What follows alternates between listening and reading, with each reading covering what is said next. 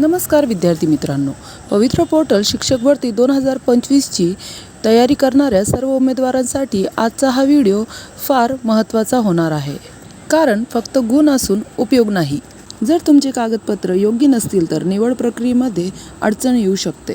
म्हणून आज आपण पाहणार आहोत डॉक्युमेंट व्हेरिफिकेशनसाठी कोणते कागदपत्रे अत्यावश्यक आहे आणि अर्ज करताना कोणत्या चुका टाळल्या पाहिजेत. चला तर सुरू करूया. सर्वप्रथम वैयक्तिक आणि ओळखीचे पुरावे. यामध्ये नंबर 1 वर आहे आधार कार्ड. तुमच्याकडे आधार कार्ड असणे आवश्यक आहे. आधारवरील नाव आणि अर्जातील नाव एकसारखे असणे खूप महत्त्वाचे आहे.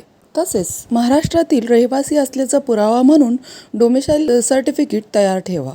तसेच 10वी-12वीची प्रमाणपत्र आणि गुणपत्रिका हे आवश्यक आहे.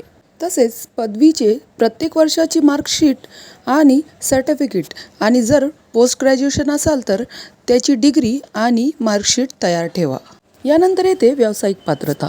व्यावसायिक पात्रतेमध्ये जर तुम्ही D.Ed असाल किंवा B.Ed असाल तर त्याची मार्कशीट आणि डिग्री म्हणजे सर्टिफिकेट तयार ठेवा. त्याबरोबरच महाटेट आणि CTETची गुणपत्रिका आणि सर्टिफिकेट तयार ठेवा. त्यानंतर येते आरक्षणासंबंधीचे कागदपत्रे. यामध्ये जर तुम्ही राखीव प्रवर्गातून अर्ज करत असाल तर आरक्षणासाठी तुम्हाला कास्ट सर्टिफिकेट आणि कास्ट वैधता प्रमाणपत्र आवश्यक आहे. तसेच नॉन क्रिमिलियर प्रमाणपत्र चालू वर्षाचे असणे आवश्यक आहे. EWS उमेदवारांनी EWSचे सर्टिफिकेट तयार ठेवणे आवश्यक आहे. यानंतर येते समांतर आरक्षण. समांतर आरक्षणामध्ये महिला, खेळाडू, प्रकल्पग्रस्त, माजी सैनिक, दिव्यांग उमेदवारांनी संबंधित कागदपत्रे तयार ठेवणे. हे कागदपत्रे तुम्हाला निवडीच्या वेळेस डॉक्युमेंट व्हेरिफिकेशनला आवश्यक आहे. आता जाणून घेऊया की इतर कोणती महत्त्वाची कागदपत्रे आवश्यक आहे. तुमच्या नावात जर बदल असेल तर त्यासाठी गॅजेट किंवा मॅरेज सर्टिफिकेट असणे आवश्यक आहे. आता बघूयात अर्ज करताना टाळायच्या मोठ्या चुका. स्वप्रमाणपत्र म्हणजे सेल्फ सर्टिफिकेशन अपूर्ण माहिती भरल्यामुळे अर्ज अपात्र ठरू शकतो. त्यासाठी सर्व माहिती पूर्ण व अचूक भरणे आवश्यक आहे.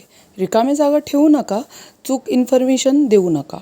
त्यानंतर कालबाह्य कागदपत्रे म्हणजेच नॉन क्रिमिलियर सारखी प्रमाणपत्रे मुदत संपलेली नसावीत.